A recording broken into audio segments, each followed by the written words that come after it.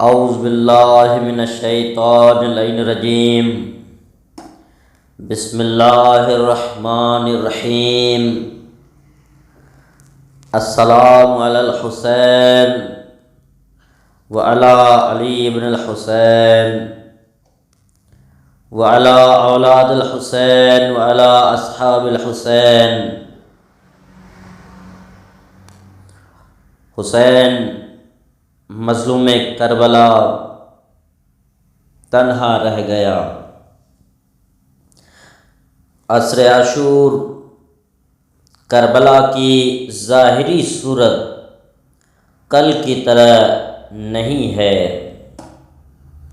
میدان اب ہر سمت لاشوں کے علاوہ ٹوٹے ہوئے نیزوں اور تلواروں سے بھرا پڑا ہے۔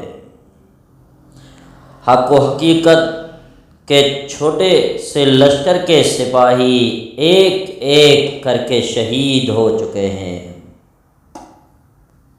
مگر جنود ابلیس میں ہزاروں بھوکے بھیڑیے حملے کے لیے تیاری کر رہے ہیں۔ امام حسین کے حامیوں میں کوئی بھی نہیں زندہ بچا ہے۔ حبیب، زہیر، بریر اور حر سمیت تمام اصحاب انصار شہید ہو چکے ہیں، اور جناب اکبر، قاسم، جعفر اور دیگر جوانان بنی ہاشم حتیٰ کہ 6 ماہ علی اصغر اپنی جانیں اسلام پر نشاور کر چکے ہیں، اور عباس علمدار حسین ساکیے لبے تشنگان بے سرو بے دست ہو کر خیام اہل بیت سے دور گھوڑے سے اترے ہوئے شہید ہو چکے ہیں۔ حسین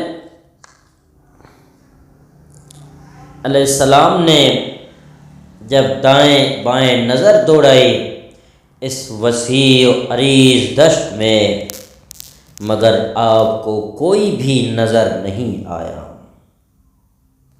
کوئی بھی نہ تھا جو امام کی حفاظت اور حرم رسول اللہ کے دفاع کے لیے جان بازی کرتا۔ جو تھے وہ اپنا فرض ادا کر چکے تھے۔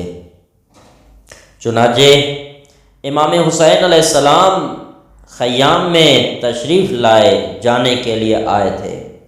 بیویوں سے وداع کا وقت آ پہنچا تھا۔ عجیب دلگزار منظر تھا۔ خواتین اور بچیوں نے مولا کے گرد حلقہ سا تشکیل دیا تھا۔ ہر کوئی کچھ کہنا چاہتا تھا، مگر کیسے بولے، کیا بولے، کوئی بھی نہیں جانتا تھا۔ بیٹیاں زیادہ آسانی سے بول لیتی ہیں، چنانچہ سکینہ آگے بڑھی اور عرض کیا، بابا جان، کیا آپ نے موت کو قبول کیا اور دل رحیل کے سپرد کیا؟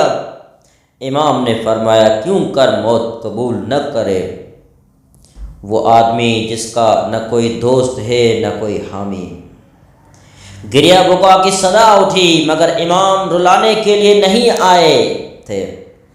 وقت کم تھا اور ایک بڑی امانت آپ کے پاس تھی جس کو اس کے اہل کے سپرد کرنا تھا، وصیت بھی کرنی تھی۔ چنانچہ امام نے سب کو وصیتیں کی اور امامت کے وداع و امانات و انبیاء کی مواریث امام علی بن الحسین علیہ السلام کے سپرد کر دیں۔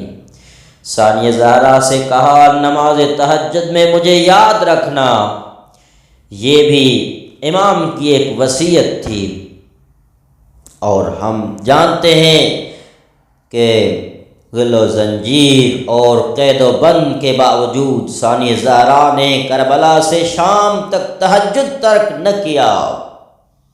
یہ لوگ نماز کو زندہ رکھنے کے لیے ہی تو آئے تھے کربلا میں، اور نماز کی برپائی ہی کے لیے تو اسیری قبول کی۔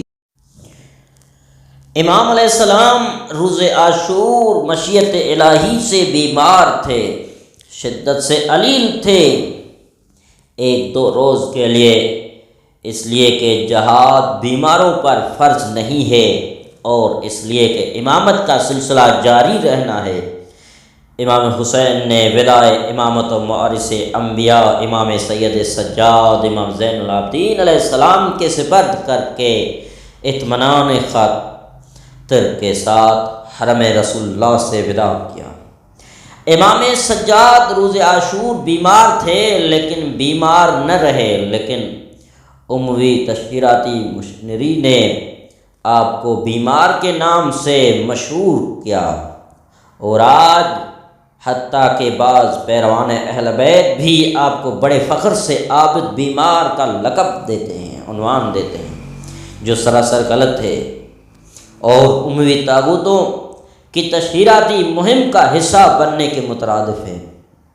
سید الشہداء علیہ السلام تنہا تھے، تشنہ لب تھے، بھائیوں، بیٹوں، بھتیجوں، بھانجوں، رشتہ داروں، اصحاب و انصار کے لاشیں اٹھا چکے تھے، عباس و اکبر کی جدائی کا غم سہ چکے تھے، مگر یہاں ان ہزاروں دشمنوں کے خلاف علی وارو اور کارزار ہوئے، میمنہ اور میسرہ کو نشانہ بنایا، قلب لشکر یزید پر حملے کیے اور رجس پڑھتے رہے۔ مولا نے کہا کہ موت آر و ننگ قبول کرنے سے بہتر ہے اور آر و ننگ دوزخ کی آگ سے بہتر ہے۔ اس کے بعد میسرہ پر حملہ کر کے رجس کو جاری رکھا کہ میں حسین ہوں، علی کا بیٹا ہوں، کبھی بھی ساز باز نہ کروں گا، اپنے والد کی عدم دین خداوندی کا دفاع کروں گا اور اپنے جد رسول کے دین پر استوار رہوں گا۔ ایک کوفی نے یوں روایت کی ہے کہ میں نے کبھی نہیں دیکھا کسی کو جس پر اتنا بڑا لشکر حملہ کرے اور اس کے انصار بیٹے بھی قتل ہوئے اور وہ بھی اتنا جری اور شجاع ہو، سپاہی یزید کے دستے ان پر ٹوٹ پڑتے مگر آپ شمشیر کے ذریعے ان پر حملہ کرتے اور لشکر یزید کو بکریوں کے ریوڑ کی مانند جس پر شیر حملہ آور ہو دائیں بائیں جانے بھگاتے اور تتر بتر کرتے، پھر اپنی جگہ لوٹ آتے اور تلاوت فرماتے لا حول ولا قوت الا باللہ العلی العظیم۔ علامہ شہید مرتضیٰ مطہری فرماتے ہیں کہ حسین علیہ السلام نے خیموں کے قریب ایک نقطہ معین کیا تھا اور حملہ کر کے وہی واپس آ جاتے تھے، کیونکہ وہ خیموں سے دور نہیں جانا چاہتے تھے۔ یہ آپ کی غیرت کا تقاضا تھا۔ تاریخی منابع میں ہے کہ فرزند حیدر و صفدر حضرت امام حسین علیہ السلام نے کربلا میں 2000 یزیدی فوجیوں کو واصل جہنم کیا تھا۔ عمر سعد نے خطرے کا احساس کر لیا، کہنے لگا اپنے لشکریوں سے وائے ہو تم پر، کیا تم جانتے ہو کہ کس کے خلاف لڑ رہے ہو؟ یہ عرب کے بہادر پہلوانوں کو ہلاک کر دینے والے علی بن ابی طالب کا بیٹا ہے۔ یکبارگی کے ساتھ چاروں جانب سے حملہ کرو۔ عمر نے 4000 تیر اندازوں کو حکم دیا کہ امام علیہ السلام پر چاروں جانب سے تیر پھینکیں اور بعض اشقیاء نے پتھروں سے آپ پر حملہ کیا۔ بعض روایت میں ہے کہ اتنے تیر جس میں امام کو لگے تھے کہ امام کا بدن سیہ کی طرح ہو چکا تھا، جس کی کھال کانٹوں سے پر ہوتی ہے اس کی طرح، اور شہادت کے بعد بدن مبارک پر زخموں کی گنتی ہوئی تو 1000 زخم اس جسم نازنین پر موجود تھے، جن میں سے 32 زخم تیروں کے سوا دیگر ہتھیاروں کے تھے۔ امام علیہ السلام تھکے ماندے مجروح اور پیاسے تھے، سستانے کے لیے لمحہ بھر رک گئے، مگر دشمن بہت ہی نامرد دشمن تھا۔ ایک دشمن نے پتھر اٹھا کر جبین مبارک کو مارا، جبین امام سے خون جاری ہوا تو امام علیہ السلام نے کرتے کے دامن سے خون پونچھنا، ہاتھ جبین پر ہی تھا کہ ایک سے شعبہ تیر زیر بغل لگا۔ کہا جاتا ہے کہ یہ تیر بھی حرملہ نے پھینکا تھا۔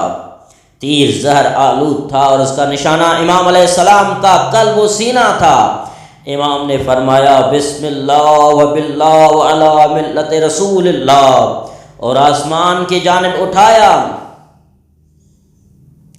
سر اٹھایا اور بارگاہ خداوندی میں مناجات کی، خدایا تو جانتا ہے کہ یہ قوم ایک ایسے انسان کو قتل کر رہی ہے جس کے سوا کوئی اور فرزند نبی نہیں ہے۔ امام نے تیر اپنی پشت کی جانب سے نکال لیا، پر نالے کی طرح خون جاری ہوا۔ امام نے اپنے ہاتھوں میں خون اٹھایا اور آسمان کی جانب اچھالا۔